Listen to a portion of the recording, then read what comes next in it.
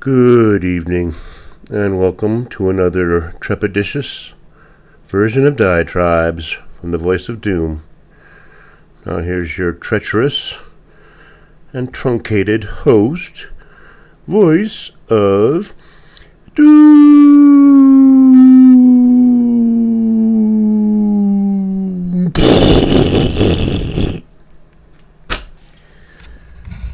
Alright.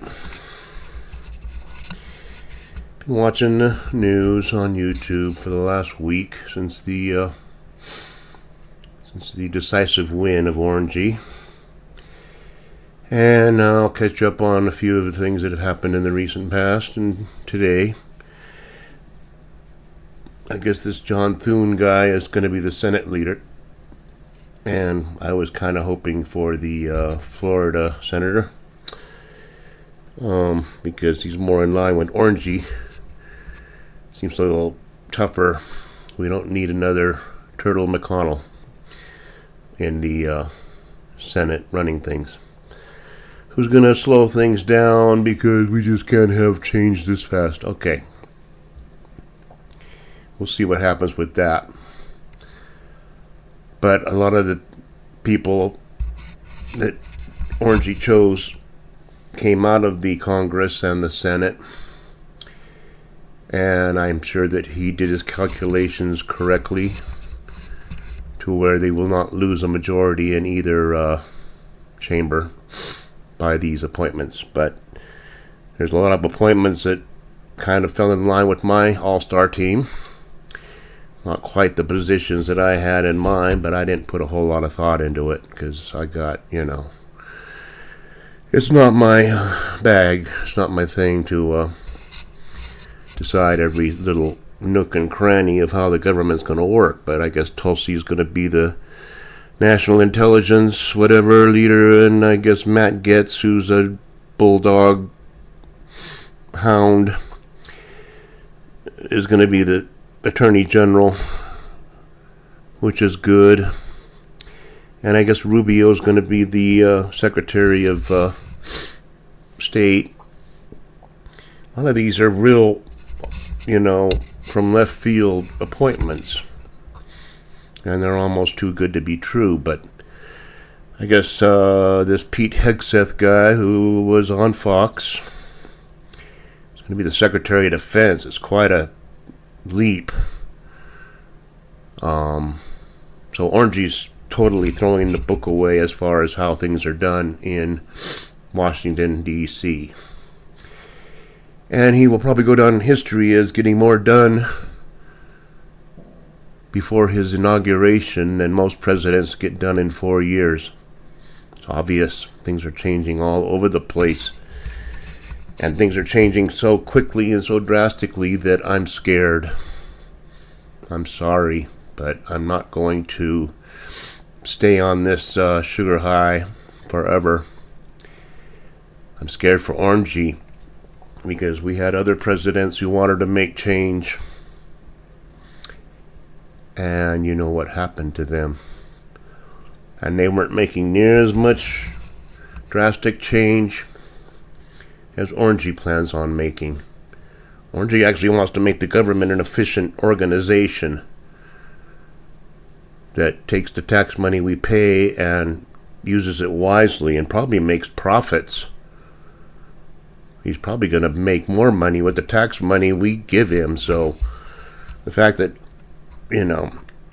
he will go down in history as one of the greatest presidents if he's allowed to proceed. Now, we talk about government efficiency. Elon Musk and Vivek are going to head this new department, which is not a department, but it's going to be, an auxiliary department, to look at all the waste that the government has done and is doing and streamline things. And they are just the perfect people to do that. And it's all too perfect. And when things are too perfect, that's usually when the bubble gets burst somehow. And I don't want to think how, but a lot of people's toes are not just being stepped on, but they're being squashed. And they're not going to like the pain. And the deep state is going to pull out all the stops. So we'll just see what happens with that. But another thing that I'm trepidatious about is when people are too prodigious. Sometimes they don't last long. They either burn themselves out or whatever their lifestyle is, they just don't live to be a ripe old age. Now, I'll give you some examples. Wolfgang Amadeus Mozart, prodigious. Prince, prodigious. Michael Jackson, prodigious. I could probably name more, but you see the pattern. Somehow they just don't, shining stars, and they burn out. And I don't think Orangey's going to burn out on his own, and he's already lived to be a ripe old age. But this prodigiousness is going to be a problem for Orangey, because the deep state can always say, yeah, Orangey's going to make changes, sure, let's see it happen. Well, he's going to make it happen, and they're going to have a cow. And they will do just about anything, including wiping out most of the population to make sure that he does not succeed. And they will do it with almost any number of ways. Now let's talk about an economic catastrophe, because we already know that anything could be unleashed on us that spreads like wildfire and panics us. If we panicked over COVID to the point where we did, to the extent that we did, just think how panicky people will be when the garbage trucks are coming around collecting bodies. People will have a cow, and they'll go at each other, tongs and whatever the hell it is. Now, I've always had a theory ever since I was in high school. When I watch the economics of the world and the country in general, and I was always marveling when I was in 10th grade and 11th grade how these unions and working groups were striking all the time, and you'd see what they were striking for, and they just wanted more and more and more and more. And they priced themselves out of the market over time. And inflation became rampant in the 70s. And there was no getting out of it.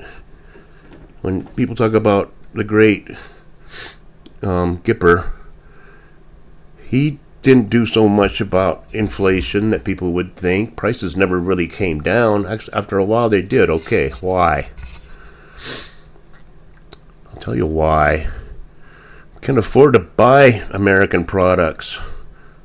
So we imported everything from China. And then it got into the 90s and 2000s. And you go into a Walmart or a Target and you look at all the items on the shelf, and probably 99.9% of them were made in China. And they were cheaper. And we were going, yeah, we can buy a toaster for, $15.95. We can buy a blender for $19.95. This is great. Inflation came down because we were buying and importing from other countries. And I said to myself, well, first, the American workforce is pricing itself out of existence, and people don't want to buy American because they can get it cheaper from China, and our whole manufacturing base goes down the tube, and that's pretty much what happened. Okay, now Orangey wants to bring it back. He's starting with an inflationary period, and there's going to have to be a reckoning. Do Americans want to work for less? Or do they still want more and more and more? Now, the boomers they want to take every last cent out of this economy that they can to fund their 4th trip to Australia, or to fund their cabin, well-appointed cabin, or whatever else they want to buy. Get a fourth or fifth car, get a four-wheeler, get a bunch of ski jets. I don't know what they want to do with their money, but they want it all. Now, you can see how we never really got rid of inflation. We just bought cheaper stuff so that people would feel like everything's cheaper. Okay.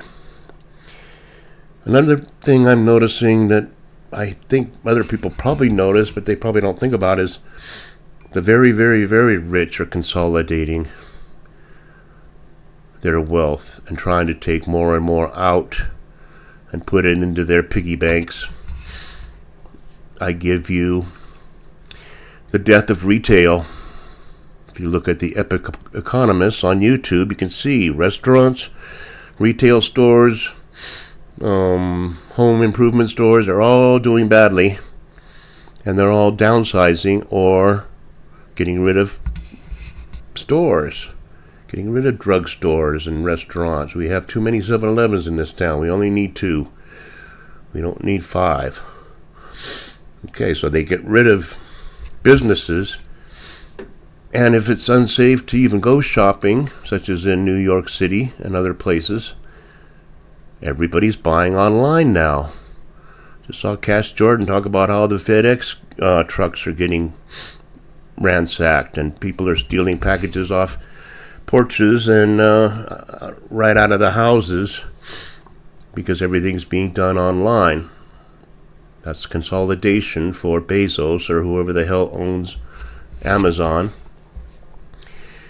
to where there's going to be only a few options to buy things, and the people with only $100 billion will have $500 billion. And then there will be a trillionaire coming around the corner very soon. And then there will be many trillionaires. There will be 10 or 20 trillionaires, and the rest of us will just buy what they have. So, Orangey has his work cut out, and I fear for him, because these deep state guys will stop at nothing to keep the status quo going to where they can continue consolidating their wealth, taking more and more and more from everybody, and we get less and less and less. And that eventually, I did a thing years ago called Lilliput Shrugged. It was the opposite of Atlas Shrugged, and it was my theory that the Lilliputians, the common clay, will just get sick of, they won't be able to keep up with prices, they won't be able to keep up with their bills, and they'll just shrug and say, I can't do it no more. And there'll be so many foreclosures and so many repossessions that the powers that be will have to hire tens of thousands, hundreds of thousands of people just to go repossess other people's stuff. So those will be good times.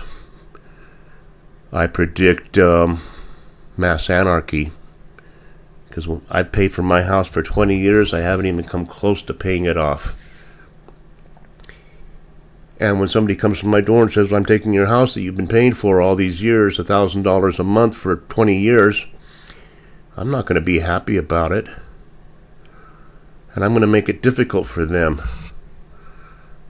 So I just gave you a few things to worry about, because we can't just sit back and cheer and be in this euphoric idea that everything's going to be great, because Orangey's back and all these things are changing, and the geopolitical landscape's changing overnight, and he's getting all these great people to be in his cabinet and be in his government, and he's going to make a fundamental change to the United States, as Barry said years ago. Only he's actually going to do it, and it's not to the advantage of the elite powers that be. So we better watch ourselves.